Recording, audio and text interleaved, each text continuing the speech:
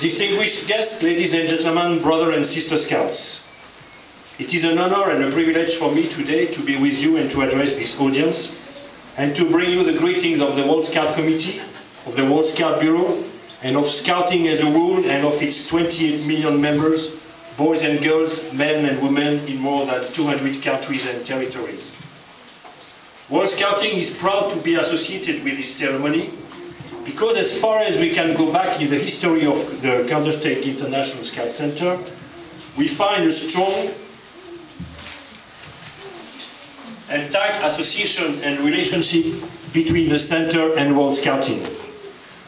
Though due credit has to be given to Walter Bornstetten, as I said, the then Swiss chief scout who later on became a member of the World Scout Committee, who wanted to recreate somewhere in Switzerland the spirit and the atmosphere of the first World Scout Jamboree in London.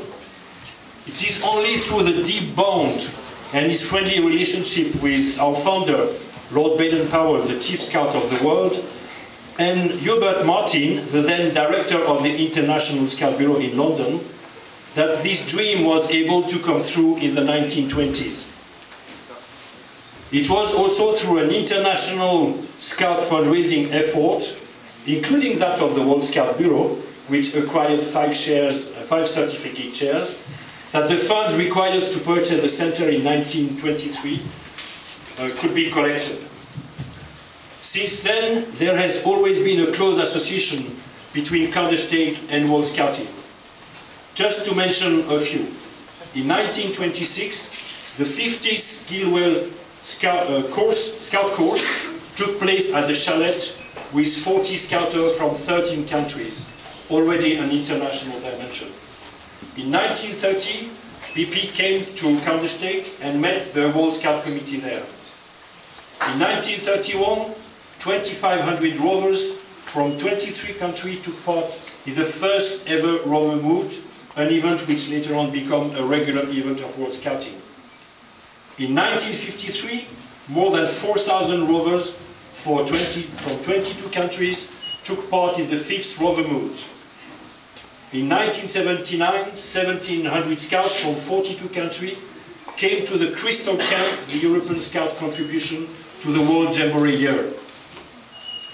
In 1992, 2,500 scouts participated in the very innovative 9th Rover Moot under the theme Colors. I think this reminds you a good souvenir, Walter. And finally, in 2007, Kander-Lodge gathered more than 2,000 scouts from all over the world to celebrate the centenary of Scouting. 2,000 scouts who renewed their scout promise at Ocean. Close association with World Scouting can also be found in the fact that for many years the director of the center is fully integrated in the work and in the team of the European Regional Office of the World Scout Bureau. And last but not least, still today the World Scout Committee has a permanent seat on the Committee of Kandersteg.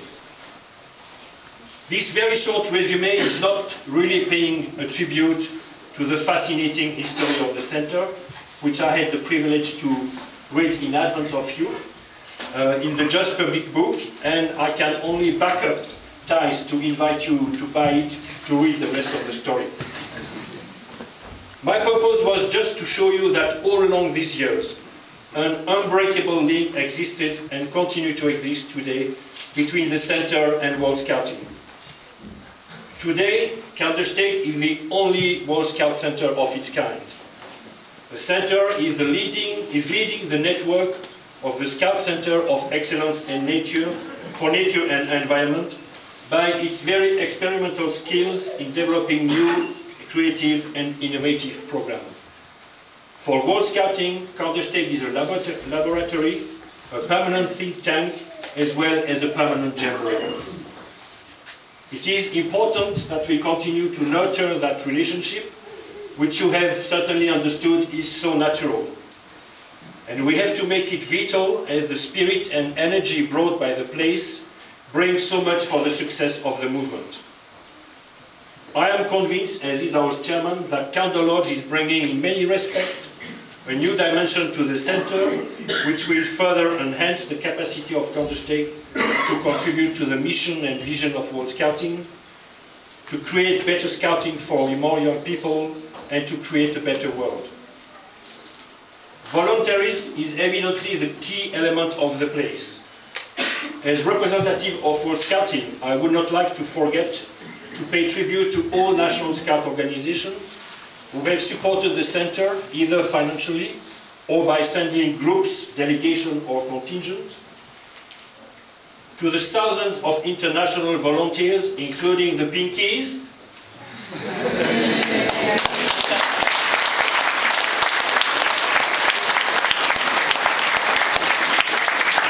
who have offered their time to refurbish the chalet, to maintain the surrounding, to welcome the visitor and entertain them, and to the leader of Kandersteg, including today Thijs, Mark and Mark.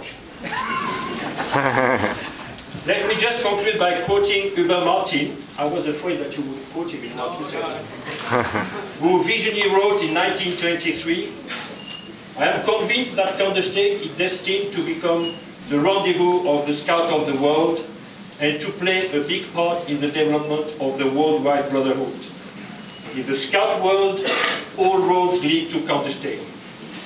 I think we can all only be proud and motivated for the future that this vision, this dream has become today a reality. Thank you very much.